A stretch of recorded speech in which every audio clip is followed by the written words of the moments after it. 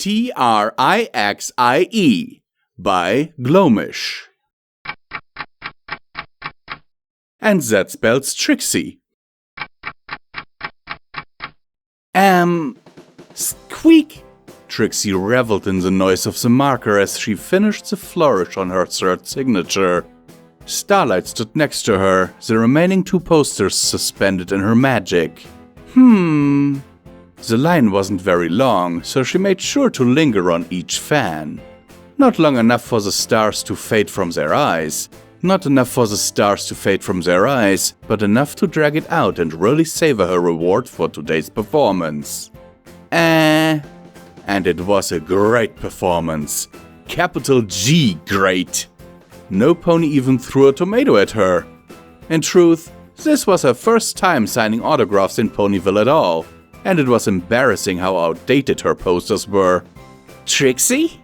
When a foal asked for an autograph, she practically galloped to her wagon, and it took her a while to find the old rolls squirreled away above where she hung her hammock.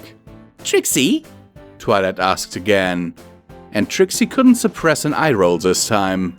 Do you need something from the great and powerful Trixie? She asked, synchronizing her title with another autograph to really drive the point home. Princess or not, Twilight had never signed an autograph. Probably. Well, I was just... Twilight's eyes followed the poster as it left. Squeak! Trixie really went slow with the last autograph. Half to savor it, half to annoy Twilight, and half to delay having to speak with her. Unfortunately, it could only be put off so long, as the mare clutched the poster to her chest, rolled it up, and placed it in her saddlebags before trotting off. Can I see your signature? Twilight asked. Finally. Trixie finally turned to her with a smug look, able to properly engage in the conversation now that she had the upper hoof. That is an awful strange way of asking for my autograph, Twilight Sparkle. Twilight wondered if this could wait a few years so she could properly grow into her alicornhood and look down her muzzle at Trixie, as she deserved. Out of impatience, she settled for levelly glaring at her, really letting her silence drag. Unfortunately, the show mare was an expert at suspense. Settling for the flattest voice possible, Twilight acquiesced. May I please have your autograph, Trixie? The great and powerful Trixie is not familiar with any ponies by that name, Trixie said, examining her hoofy-cure. The size it emanated from Twilight could have cowed lesser ponies into cooperation, but Trixie was quite the opposite of lesser. May I please have your autograph, oh great and powerful Trixie? Well, of course! Trixie, the ever-generous, said, uncapping her pen with a flourish. Anything for a fan! She cast about for a moment. I seem to have run out of posters. Tapping the end of her marker against Twilight's nose, she grinned. I hear really enthusiastic fans can make do, though... Twilight just continued staring at her with undisguised loathing, which she took as enthusiastic consent.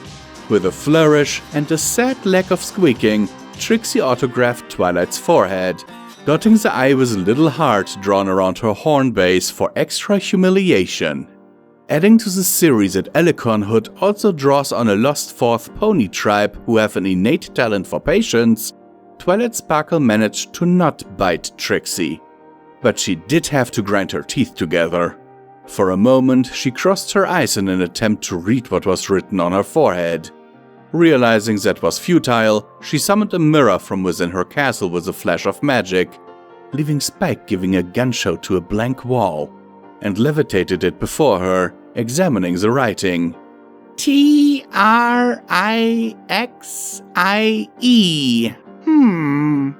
Trixie! Trixie agreed, nodding to herself.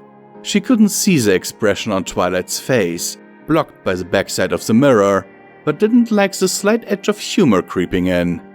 Maybe Twilight was misinterpreting the heart she'd added as something other than a show of mockery?